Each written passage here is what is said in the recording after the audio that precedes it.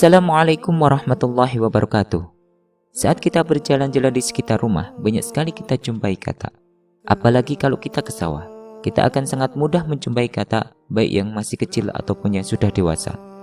Banyak yang memandang sebelah mata kata hanya sebagai hewan yang jijik ketika melihat bentuknya dan berisi akan suaranya. Tetapi di balik itu kata mempunyai keistimewaan dalam agama Islam. Kata merupakan salah satu hewan yang dilarang syariat untuk dibunuh. Tentu saja di balik larangan itu ada alasan mengapa kata tidak boleh dibunuh. Sebagaimana Rasulullah SAW bersabda, suara kata itu tasbih memuji Allah. Hadis riwayat An-Nasa'i. Lalu Ibnu Umar juga menyatakan bahwa janganlah kamu membunuh kata karena bunyi menguaknya adalah tasbih. Riwayat dari Anas bin Malik disebutkan bahwa janganlah kamu membunuh kata karena ia pernah melintas di atas api Ibrahim serta membawa air di dalam mulutnya dan menyemburkannya ke atas api. Dari Abdurrahman bin Utsman Al-Quraisy radhiyallahu anhu, ia berkata bahwa ada seorang dokter bertanya kepada Nabi SAW tentang kata yang akan dijadikan sebagai obat. Maka Nabi SAW melarang untuk membunuhnya. Hadis riwayat Nasa'i dan Abu Dawud. Hadis ini disahihkan oleh Imam Al-Hakim, Az-Zahabi rahimahumullah dan Syekh Albani rahimahumullah. Menurut beberapa riwayat, kata dilarang dibunuh karena suara kata merupakan tasbih dan kata berperan dalam memadamkan api ketika Nabi Ibrahim dibakar. Dari Abdul Razak rahimahumullah dalam kitab Al-Mushannaf, Rasulullah SAW bersabda, berilah keamanan bagi kodok, jangan dibunuh, karena sesungguhnya suaranya yang kalian dengar adalah tasbih, takdis, dan takbir. Sesungguhnya hewan-hewan meminta izin kepada Rabb-nya untuk memadamkan api dari Nabi Ibrahim, maka diizinkanlah bagi kodok. Kemudian api menimpanya, maka Allah menggantikannya untuknya panas api dengan air. Hadis riwayat Anas bin Malik, Sahih Abu Sa'id Asy-Syami, Ibrahim bin Abi Ablah, dan Abaan bin Syahih.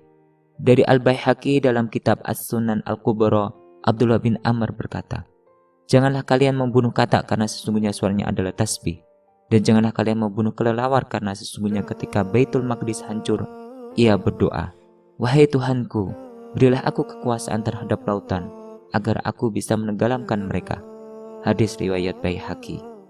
Ada banyak riwayat hadis dan ayat-ayat Al-Quran yang menerangkan bahwa seluruh makhluk ciptaan Allah SWT bertasbih, memuji Sang Maha Pencipta. Sehingga bukan hanya manusia, namun hewan dan makhluk lainnya juga bertasbih kepada Allah SWT.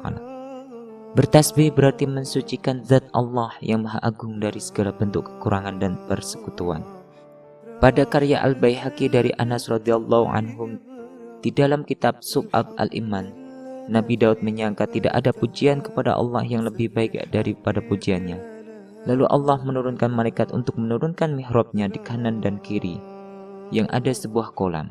Malaikat berkata, wahai Daud, pahamilah suara kata dan dengarkanlah.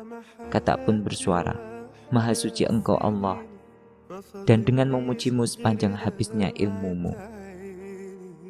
Nabi Daud pun tersadar bahwa masih ada yang lebih baik memuji Allah dibandingkan dia. Jadi, jangan mau kalah sama kata yang memuji Allah tanpa henti, sedangkan kita sebagai makhluk yang paling mulia jarang atau kurang dalam memuji Allah, Sang Maha Pencipta.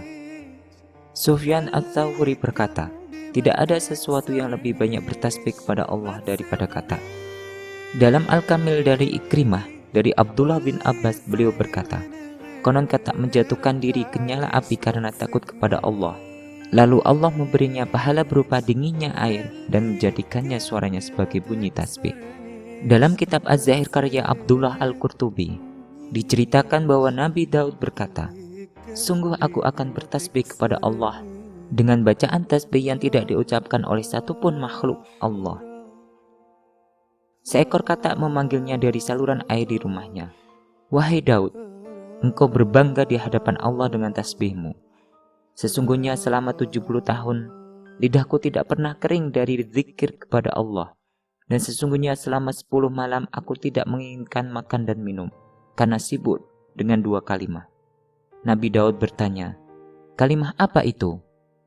Si katak menjawab, wahai zat yang disucikan oleh setiap lisan, dan diingat di setiap tempat.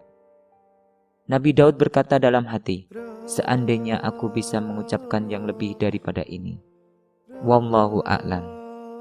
Mudah-mudahan dari keterangan di atas dapat kita ambil pelajaran dan dapat bermanfaat fid dunya wal akhirah. Assalamualaikum warahmatullahi wabarakatuh.